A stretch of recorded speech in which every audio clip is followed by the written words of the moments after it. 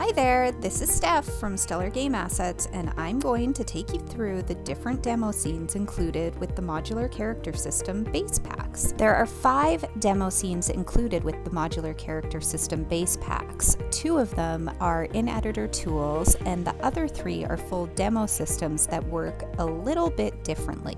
The demo scenes use the Text Mesh Pro package available through the Package Manager. If you haven't imported it into your project, you may not see all of the text elements.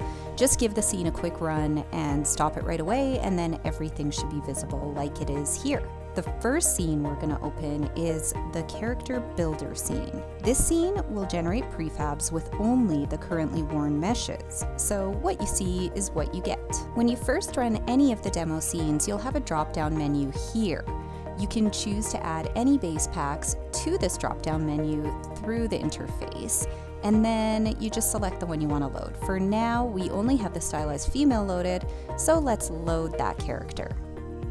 Once a base is loaded, you're going to get the option to save or equip different character data. You'll have a text box for the Save Character Name button to save as a prefab, or a button to save as a preset.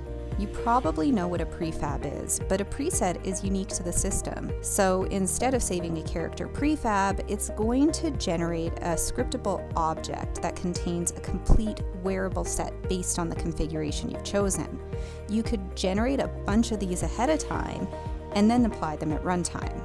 Unfortunately, you can't generate them at runtime because they're scriptable objects, but we'll get into the whole runtime scene later. Each scene also allows you to just save the pure JSON data for the character, and it's largely what the runtime demo takes advantage of. All of the scenes also contain animation and expression demonstrations, so if you want to apply stuff while your character's standing or walking or making a face, you can do that.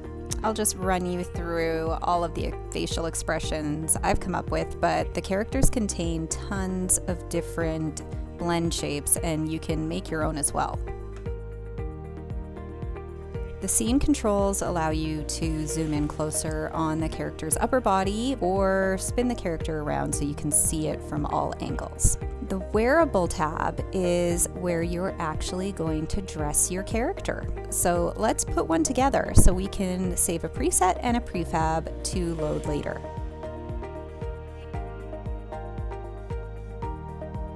While I'm putting the character together, I'm going to change some of the cosmetic options on the cosmetic tab. This gives you different skin tones to play with, different makeup styles, and different eye colors and eyebrow shapes and colors as well. And while we're at it, let's take a look at the Morph tab. This tab contains 2 different sections, one for face morphs and one for body morphs. These are different from the expression blend shapes in that they actually change the physical appearance of the character.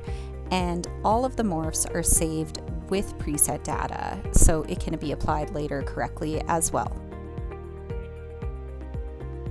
I think I've messed around with the character enough. Let's save a quick prefab. I'm just going to call it test character, whatever, it doesn't matter. And I'm also going to save a quick preset so I can show you how that works later as well.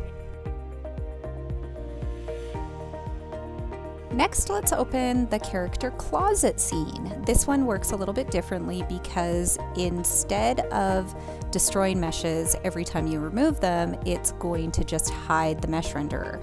And that means that if you want to reapply that item of clothing or hair or face, it already has it in the prefab, which means it just has to enable the renderer again.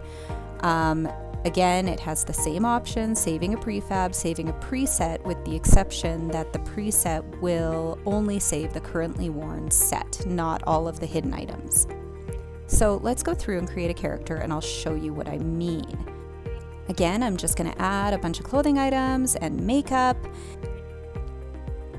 You can see as I'm adding items, it's applying those meshes and not destroying them, and that's exactly what we want.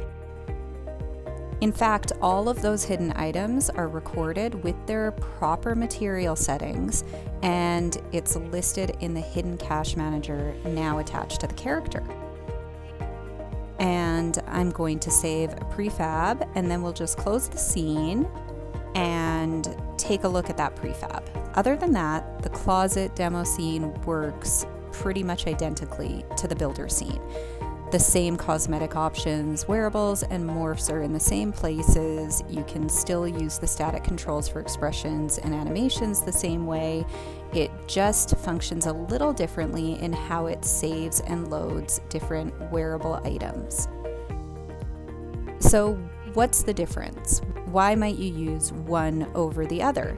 And that's because character clothing is a little bit divisive in how it's applied. Some people want a clean character with only the items it needs at the time, and this is probably best when you're not loading and destroying a bunch of different wearables over and over again. If you plan on changing clothing a lot or on a lot of different characters, you may want to have those items hidden and just disable the renderers instead, because it's a little bit better for performance. It's totally up to you and what your project needs.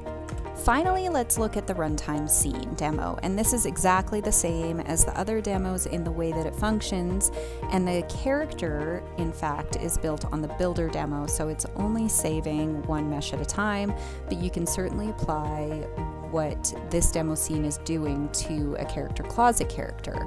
This scene is going to basically take all of the data in a character preset and convert it to a JSON file. You'll see I already have a character saved in my persistent data path, but let's make our own.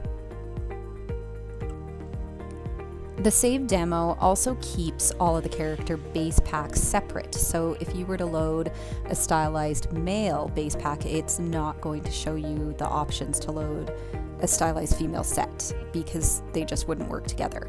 So because we're loading a stylized female, it's going to show us all the save files that we have available to us for this base pack.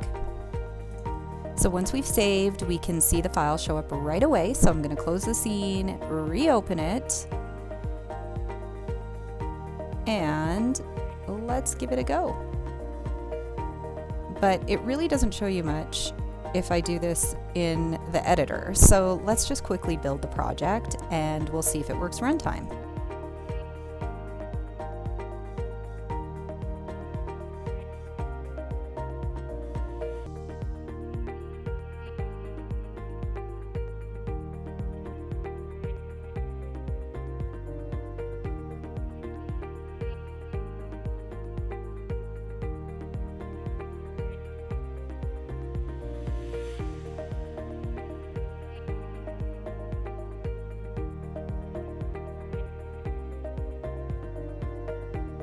So everything is working fine. If you follow the same process, you'll be able to do exactly the same thing. If you need any help with any of the stuff we talked about, please feel free to reach out at steph@stellargameassets.com or check out the website at www.stellargameassets.com. Thanks, bye-bye.